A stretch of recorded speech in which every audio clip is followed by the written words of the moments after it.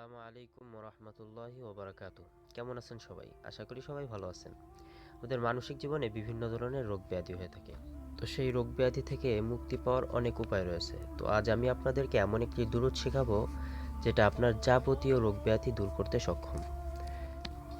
তো সেই দুরূদটা হচ্ছে আল্লাহুম্মা সল্লি আলা সাইয়্যিদিনা মুহাম্মাদ বিআদাদি কুল্লি দাইউ ওয়া দাওয়াইউ ওয়া আদাদি কুল্লি ইল্লাতি ওয়া শিফা।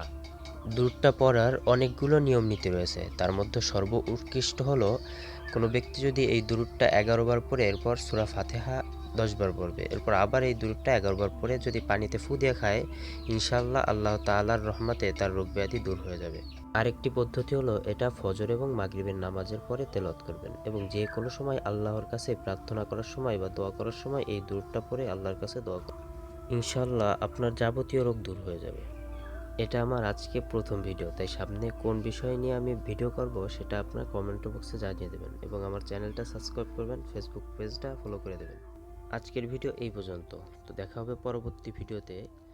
তো সুতরাং সবাই ভালো থাকবেন, সুস্থ থাকবেন এবং আমার জন্য দোয়া করবেন। আসসালামু আলাইকুম ওরহমতুল্লাহি ওয়া বারাকাতুহু।